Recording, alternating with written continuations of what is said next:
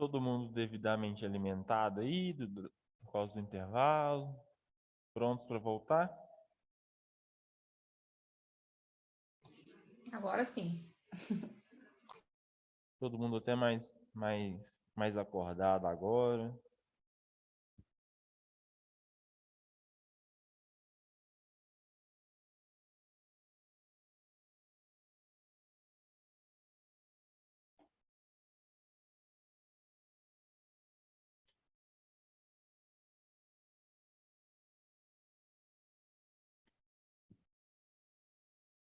Bom, já passaram-se 3 minutos.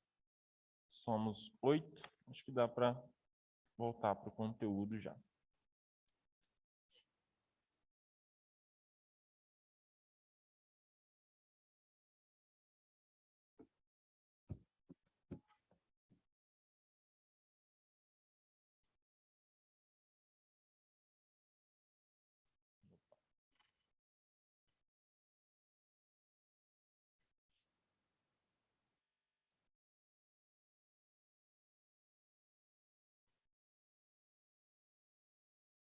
Bom, nós paramos na parte do umbigo, né? Para referenciar a crista ilíaca. E eu comentei que o umbigo ele poderia trazer falsas informações, né? Dependendo da anatomia do paciente, né? As variações anatômicas, vocês já sabem, né? Que cada paciente pode apresentar uma condição. Uma das incidências que vocês mais vão perceber que as variações anatômicas influenciam bastante, vocês vão ver em posicionamento, acho que foi em posicionamento 1, joelho, né? De joelho para joelho, na hora de fazer um perfil de joelho, por exemplo, a dificuldade pode ser grande, porque as variações anatômicas são muito significativas. Para nossa condição de abdômen, o umbigo ele pode ser esse ponto dificultador. Por quê? Se o paciente for mais magro, né, então o umbigo tende a não movimentar muito, né, para fazer a incidência. Mas se o paciente for mais gordinho, né, o umbigo, devido à grande condição de volume de gordura, né, tecido adiposo, o umbigo vai tender a movimentar um pouco mais para a direita, um pouco mais para a esquerda. E se esse paciente for um pouquinho mais gordinho ainda, então o nível já naquela condição de ter passado da pochete, né, popularmente dita, quando o paciente deitar, a barriga vai acomodar para as laterais, né, em função da gravidade. E o que acontece? O umbigo pode ficar mais abaixo da crista ainda, né, acompanhando o volume de gordura do paciente. Então, o umbigo ele pode não necessariamente trazer uma informação muito concreta, tá? Então, se vocês forem fazer uma incidência, né, no paciente que tem um volume de gordura considerável, vocês podem se orientar pelo umbigo, mas é bom ter outras maneiras de verificação, né, da crista do que só o umbigo, tá bom? Conseguiram pegar a ideia? O coração está aceitando a informação? Ou ficou um pouquinho abstrato?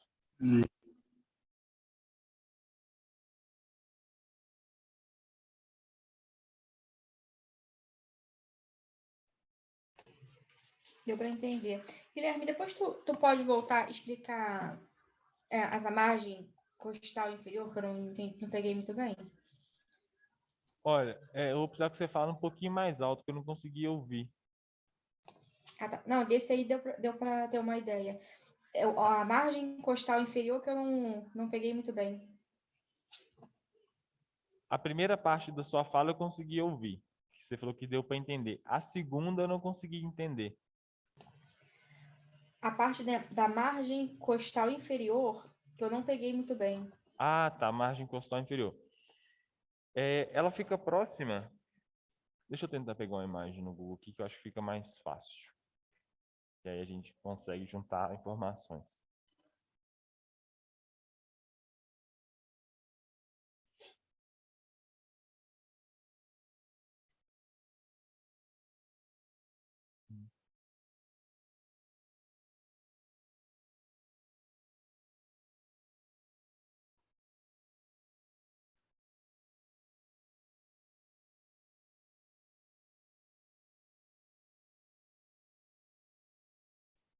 Deixa eu só achar uma imagem boa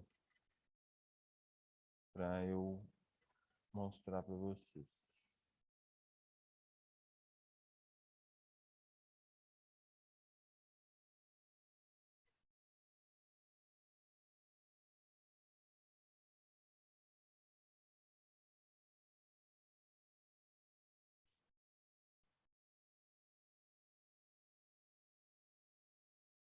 Achei.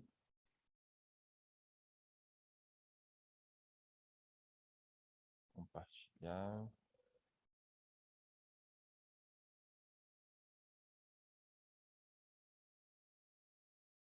Essa imagem da direita aqui, acredito que vocês já consigam ver. Estão vendo essa região aqui, ó? É a margem costal inferior, que é a margem inferior das costelas, costal de costelas, né?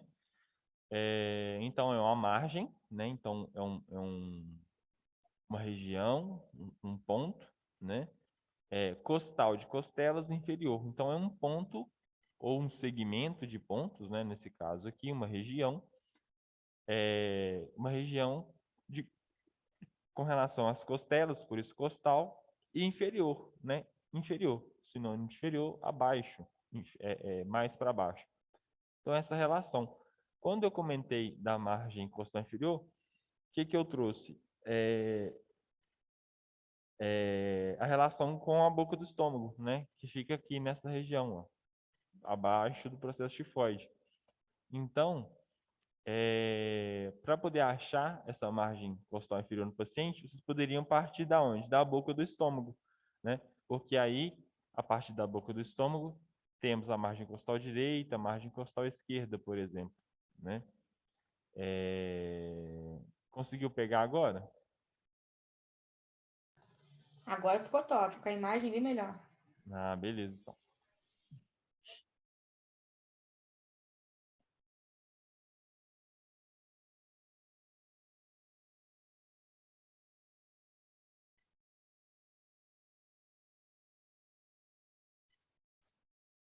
Bom, ainda falando, né, da crista, é importante se assegurar que toda a parte superior do abdômen, incluindo o diafragma, está incluída na radiografia e exige centralização de 5 centímetros, que dá na faixa de 2 polegadas, acima do nível da crista, na maioria dos pacientes, e que então geralmente cortará a parte da importante área inferior do abdômen.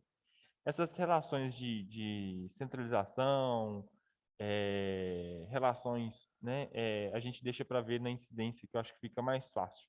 Porque aí vai ter imagens, né, vai ter uma leitura da incidência, fica mais fácil de interpretar e de vocês conseguirem pegar a informação.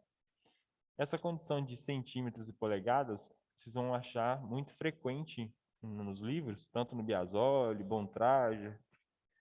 O material da Unicamp eu não tenho certeza, usei pouco dele para falar assim de cabeça. Essa questão de polegada é muito usada nos Estados Unidos, né? Então, como os materiais no Brasil, né, somente na radiologia, eles são muito baseados também no material americano, então eles trazem essas referências. Mas para a gente, na prática, nós não usaremos polegadas, né? Aqui no Brasil, nós utilizamos centímetros, né? Deixa polegada para quem usa polegada, a gente vai basear em centímetros. No entanto que o meu material, né, que eu trago para vocês toda a aula, ele está em centímetros, eu não trago polegadas. Outro ponto importante, falando nessa condição, muitas das vezes a gente vai trabalhar com 5 centímetros, 4 centímetros, 2 centímetros, 6 centímetros e meio. Isso eu falo no contexto geral de incidências, né? Por exemplo, tem incidência de crânio que 6,5 centímetros acima da glabela, tem incidências de coluna, por exemplo, que pega 4 centímetros abaixo da crista. Só que lá na prática, você não vai ter uma régua para ficar medindo. Qual que é o jeito mais fácil? As mãos, né? As mãos, os dedos. Então, o que que eu acho mais prático para vocês? Pega uma trena, uma régua e meça, né? Quanto que seu dedo tem de largura, quanto 2 dedos seu dão, né, de largura, 3 dedos, 4 dedos. Por quê? Ah, eu preciso de 4 centímetros. Eu sei que 2 dedos meus não serão suficientes. Ah, 2 dedos meus são suficientes e sobra. Então é bom vocês pegarem ali e terem essa metragem da largura do dedo de vocês para vocês utilizarem as mãos de vocês para fazer isso. Porque na prática vocês não vão andar com uma régua para fazer incidência no paciente, né? Então você teria que higienizar a régua toda vez que fosse utilizá-la, né? Então eu acho que os dedos fica mais fácil de mensurar, né? De calcular, de medir. Então, meu conselho para vocês decorarem quanto que os dedos de vocês dão de largura. Um dedo dá 3, 2 dá 5, 3 dá 7, 4 dá 9, por exemplo, né? E aí, quando vocês tiverem que fazer essas relações de centímetros, vocês vão saber, ó, dá 2 dedos, dá 3 dedos, dá 2 dedos e meio, por causa da relação de centímetros, né, de comparação que vocês já fizeram. Eu acho que na prática dá uma fluidez melhor pro exame, tá? Eias, espinha ilíaca anterosuperior. Bom, eias é tranquilo de achar também. Ela entra também no mesmo ponto de informar o paciente que você vai palpar. Essas estruturas que estão mais em regiões mais próximas de regiões íntimas, né, igual quadril, pelve, crista, eias, está mais próximo de região íntima, igual o processo tifoide também está próximo de região íntima, elas têm um potencial de reclamação um pouco maior, né? Principalmente por parte do paciente. Não quero dizer que vocês vão fazer incidência e o paciente vai ficar reclamando, mas pode acontecer uma vez ou outra de algum paciente. Existe a possibilidade, né, melhor dizendo, do paciente se sentir desconfortável. Então, essas incidências, esses posicionamentos, esses marcos topográficos que vão exigir uma delicadeza um pouco maior, né? Uma precaução um pouco maior. Então, sempre informar o paciente é melhor. É muito mais provável o paciente reclamar de qualquer assédio, por exemplo, se você for encostar na EIAS do que se você for fazer uma radiografia do pé, né? Por exemplo, ou da mão, do crânio. Então, é bom vocês informarem o paciente, né? A EIAS pode ser encontrada por localização da crista ilíaca, depois palpando-se anterior e inferior, até ser percebida uma projeção ou saliência, mais proeminente nas mulheres. Se acharam, vocês já aprenderam a achar a crista, né? Então, acharam a crista, podem ir palpando a crista anteriormente. Vai ter uma região mais aguda, né? Mais proeminente, mais saliente, mais protusa, né? No corpo. Então, é a EIAS, né? Ela é um marco topográfico também tranquilo de achar, principalmente pacientes mais magros. Vocês vão ter experiências com isso, de ver um paciente muito, muito magro. A EIAS vai saltar aos olhos de vocês. Vocês não vão nem precisar palpar o paciente, porque ele é magro o suficiente para você conseguir olhar e falar, nó, olha a EIAS ali, bem, bem demonstrada. Isso numa condição normal. Se vocês pegarem um raio-x de leito, por exemplo, para fazer, e pegarem aqueles pacientes que estão lá no hospital há mais tempo, estão mais debilitados, já perderam um pouco de densidade muscular, já estão um pouco mais debilitados, são um pouco mais magros, vocês vão conseguir ver eia, vocês vão conseguir ver crista, o umbigo não pode dar não poderá dar um falso ponto, né, errôneo de localização. Então, quanto mais magro, mais fácil de perceber esses marcos, tá?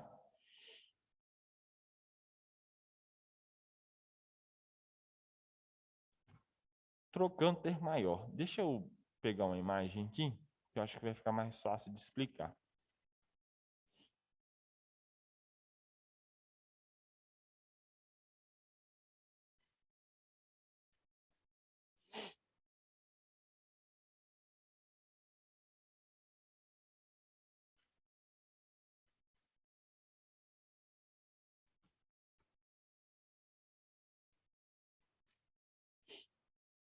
Só compartilhar agora.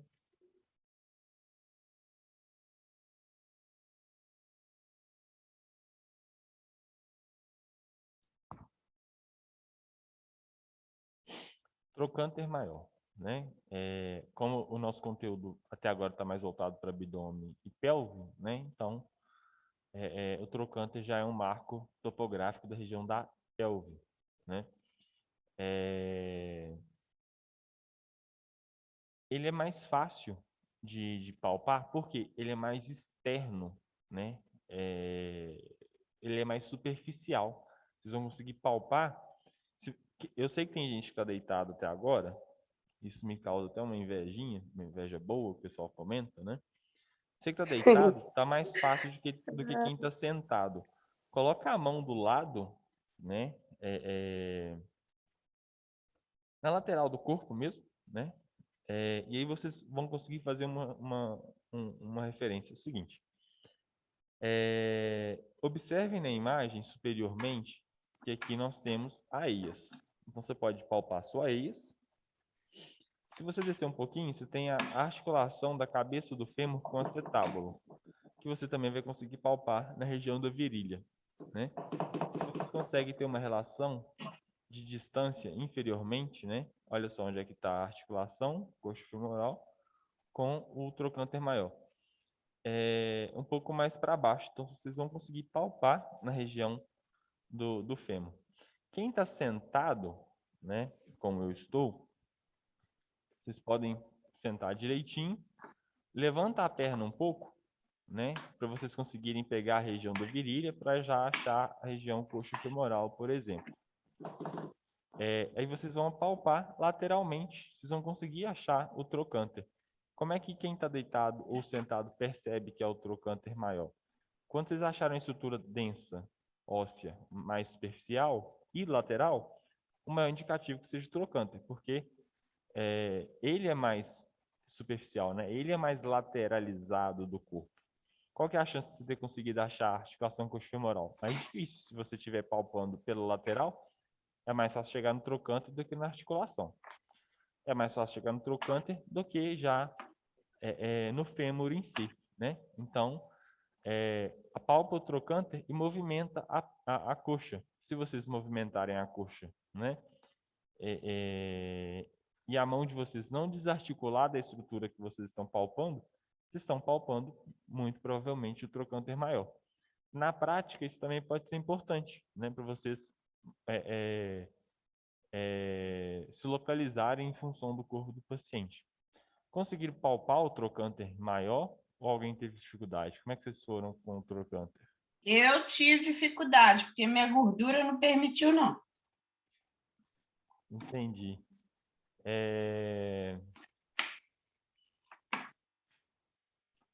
Deixa eu pensar um jeito mais fácil.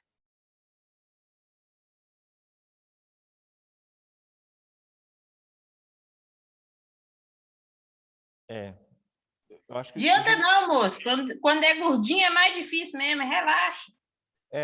quando tem um pouquinho mais de gordura, um pouquinho mais Isabel. gordinho, um pouquinho mais fofinho, né? É mais difícil. Mas o caminho é o mesmo, tá? Para poder achar. Não consegui pensar em algo mais fácil, não. Guilherme, mas Oi. olhando assim, dá para ter uma noção do local, né? Por Sim. fora, visualmente, sem tocar. Dá para ter uma noção, né, de onde é? Dá. Se o paciente estiver de vestido, né? Que é o que vai acontecer na maioria das vezes. O que vocês podem fazer? Posicionou o paciente na mesa, no decúbito dorsal, por exemplo, deitou o paciente na mesa. Eu não consigo achar o trocânter. Beleza, mas você sabe que ele está próximo à articulação coxofemoral. Ótimo, isso é um conhecimento de anatomia que vocês já têm. O que vocês podem fazer? Levantar a perna do paciente, né? A perna, não, no caso a coxa. Por quê? Vocês vão ver, mesmo com a roupa, onde é que está a delimitação da virilha, né? Achou a delimitação da virilha? Vocês nem precisam palpar a virilha do paciente, senão vai dar bastante problema também, né? Achou a virilha? Depois que você levantou a coxa do paciente, abaixa a coxa do paciente, né? E aí, externamente ou lateralmente, um pouco para baixo, você vai sentir o trocânter maior. Se o paciente for mais gordinho, mesmo assim, aí você dá uma apertadinha um pouco mais forte, né, na região da coxa, vocês vão conseguir palpar o trocânter, tá? Eu não tenho um vídeo de como fazer isso, mas nas aulas práticas a gente pode desenvolver essa forma de achar para vocês visualizarem. Tudo bem? Legal.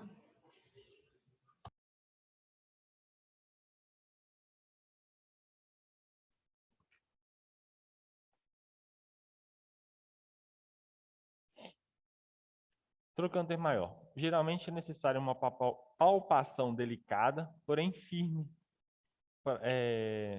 para que seja percebido o movimento do trocânter com uma mão, enquanto a outra se roda a perna para dentro e para fora da área do joelho.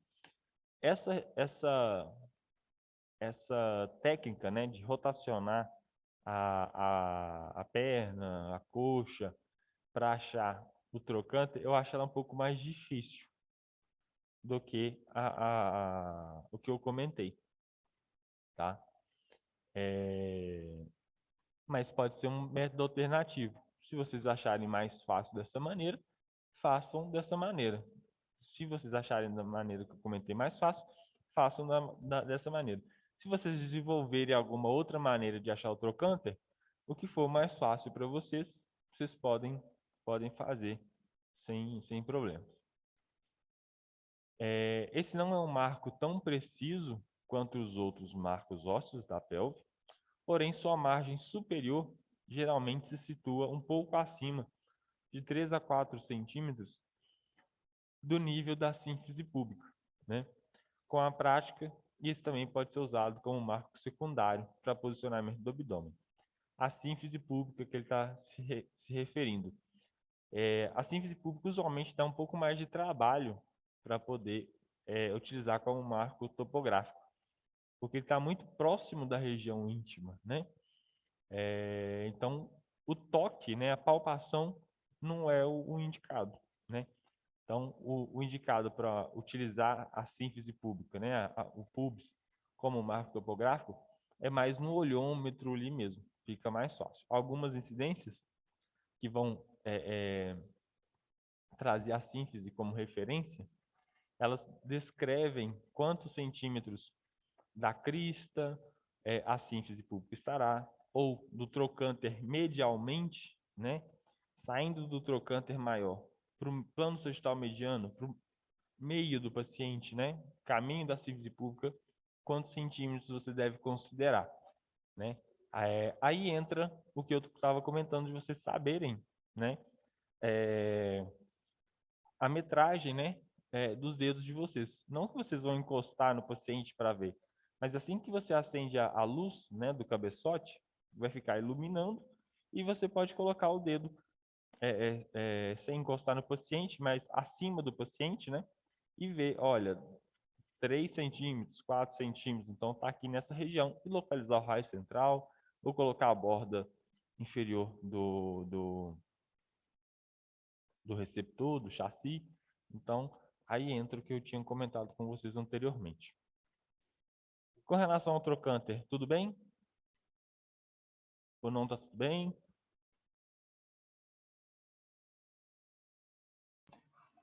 Tá dando para entender, mas como você falou, né, na aula prática vai ser bem melhor. Uhum. É isso Na mesmo. prática fica mais fácil. Principalmente o trocânter que ele apresenta uma dificuldade maior de acesso, né? De palpação.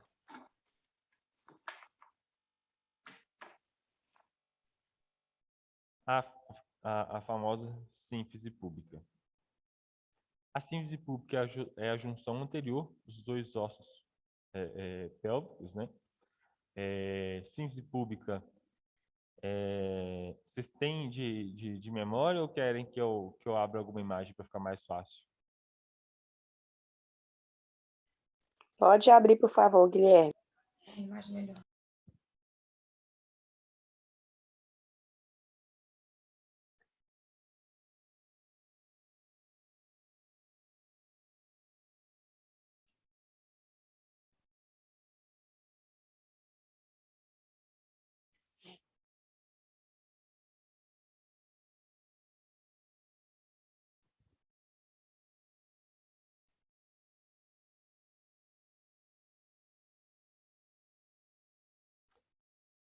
Sínfise púbica, né? Como o material trouxe, ele é a junção, essa região é a junção dos dois ossos do pubis, né? Essa região dentro do círculo vermelho, né? Usualmente, na anatomia, tem um monte púbico aqui em cima, né? Que é onde tem os pelos pubianos, né? A relação de nome se dá por isso. Então, o púbis ele fica abaixo da região do monte púbico, o que dá a delicadeza de palpação, né? Uma região muito íntima para ser palpada durante os posicionamentos. Então, a dificuldade de acesso, né, é essa. Conseguiram pegar a ideia da sínfise púbica? Sim. Sim. Impossível, né, de apalpar. Oi? Apalpar, nunca, né? Não é indicado, não. Aqui E na perna já dá coisas. Se na perna costuma dar problema, imagina, né? O pubis é essa região óssea aqui, né? Tem, se não me engano, o ramo superior do pubis e ramo inferior, depois tem o ramo, acho que o isquio tem um ramo só. Então, essa parte aqui. Então, essa união das duas partes é sínfise púbica. Sínfise de junção mesmo.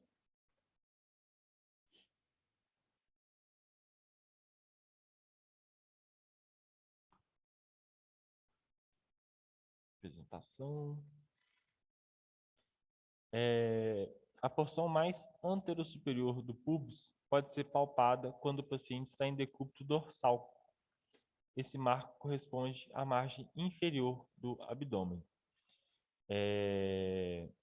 Nossa, 10 minutos já? Tá doido. Quando ele fala que a porção mais anterosuperior do pubis, ele está referindo a região um pouco mais, como é que eu posso dizer? Não tão inferiormente ao corpo, né? Não tão pubis necessariamente, mas mais superior, que é essa região mais próxima à região para baixo um pouco do umbigo, né? É uma região anterosuperior, por causa da relação de decúbito dorsal, que pode ser palpada, porque ela não está tão necessariamente tão inferior no corpo, na região tão íntima, necessariamente dita. Todavia, a palpação dessa área pode ser constrangedora para alguns pacientes. Tal procedimento coloca a margem inferior da radiografia na sínfise púbica, que fica mais fácil, né? A borda inferior, a margem inferior da colimação ser na região da sínfise púbica.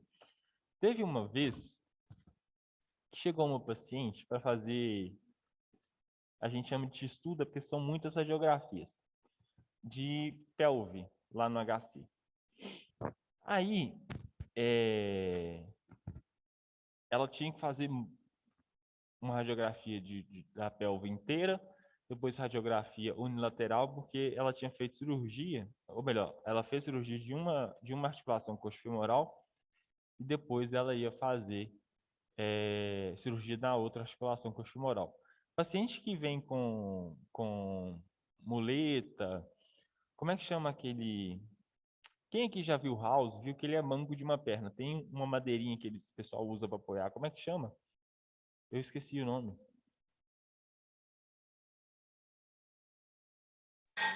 Bengala? Bengala, isso. Engraçado que quando eu fui falar da mesma condição na outra turma, de funcionamento 3, eu também não consegui achar o nome Bengala. Eu acho que eu tenho problema. Algumas palavras eu nunca consigo lembrar o nome. Acho que essa é uma delas. Já vai ficando velho, vai ficando assim mesmo. Paciente que vocês estão vendo no corredor, vindo com bengala, um indicativo muito forte, ou é fragilidade no joelho, ou fragilidade na articulação coxofemoral.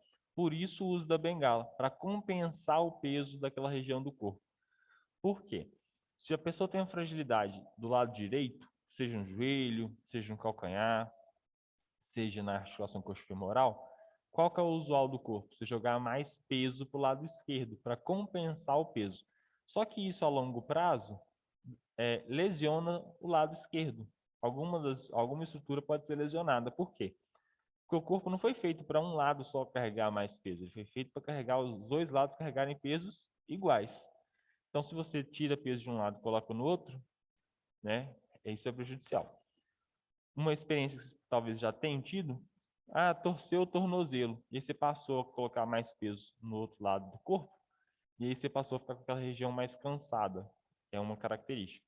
Então, o paciente veio de bengala, pode saber que é um indicativo muito forte para essa condição. Mas voltando da paciente, aí tínhamos que fazer essas incidências. Foi até um dia que eu fiquei muito sem graça no HC, porque tem paciente que você vira e fala, a camisa do senhor tem um botão, eu vou precisar que o senhor tire. O cara já vai e tira a camisa na sua frente. Então, vocês vão ser expostos a algumas situações assim de vez em quando. Acontece com mulher também? Acontece. Você vira para a senhora ou para a moça e fala, seu sutiã tem aqueles araminhos na junção ou tem algum detalhe de plástico mais denso? Tem. Aí, quando você vai pegar o lençol para cobrir o paciente ou um avental, a pessoa já vem sem sutiã e já vem meio que pelado. Essa mulher da pelve aconteceu a mesma coisa. Ela estava sem roupa íntima, a parte de baixo. E como é que você faz uma incidência de pelve e articulação coxofemoral, que ela tinha que fazer uma incidência de batráquio, que a gente chama de RAM também, que a perna fica bem aberta. Como é que você faz uma incidência com uma paciente desse jeito? Eu estou comentando que vocês podem encontrar uma situação assim na prática. Porque antes de vocês ficarem, nossa, eu vou achar um paciente com o braço quebrado, com a fratura exposta, vocês podem ficar assustados com outras condições antes mesmo de achar alguém com o braço quebrado, sangrando, tá? E aí veio o caso dessa mulher. Aí toda vez que eu vou falar de síndrome pública, incidência de pelve, eu lembro dela, porque ela foi sem roupa íntima. Mas ela avisou, né? Ela falou, olha, gente, eu tô sem calcinha. E eu falei, tudo bem. Aí nós demos um lençol para ela cobriu, fizemos as incidências e tudo certo. Então, vocês podem encontrar essas situações na prática. A vantagem do paciente que vai sem roupa íntima é se ele te avisa, né? Olha, estou sem roupa íntima. Aí é uma vantagem. Se ele não te avisa, você não tem vantagem nenhuma. Você não vai usar a região íntima como marcação para radiografia, né? Você vai cobrir o paciente. Ele está sem roupa íntima? Está, mas você vai cobrir com lençol, com qualquer coisa que tiver, para dar um resguardo, né? Para dar propiciar uma dignidade para o paciente ali na hora que você está assistindo ele, está tratando, né? Condicionando a imagem para o paciente. Essa parte já foi.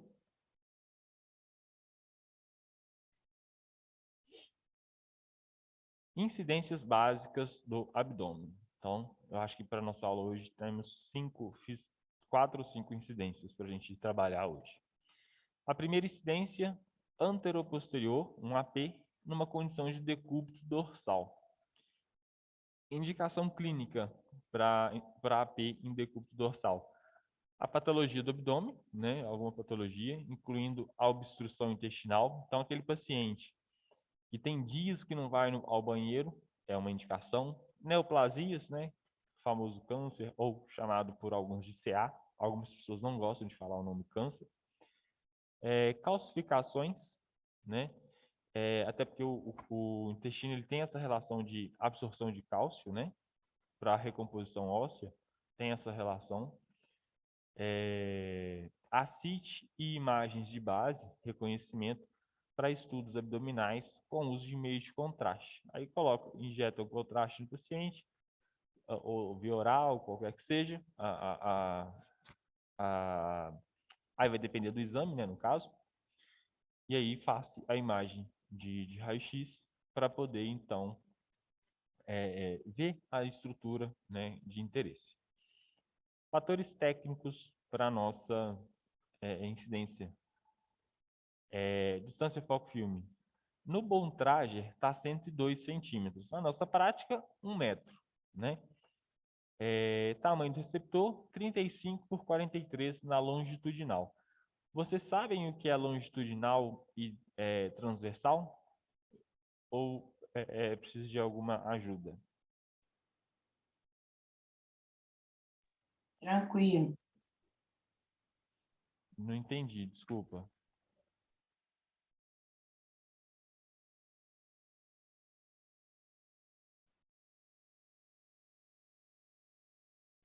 Gente, conversa comigo. Vocês sabem o que é longitudinal e transversal? Se puder nos relembrar. Longitudinal é sinônimo de vertical, de cima para baixo. Né? Então, por exemplo, a escrita aqui, ó, ela está de cima para baixo. Então, longitudinalmente.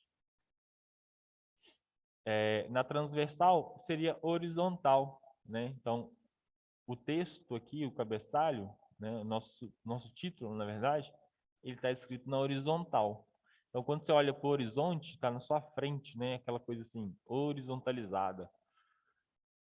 Conseguiram pegar a referência? Sim. Longitudinal, então, quer dizer que ele está na vertical? Uhum.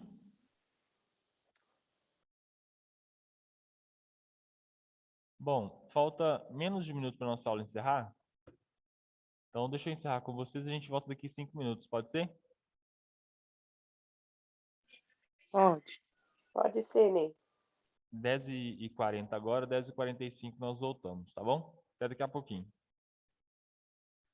Ok.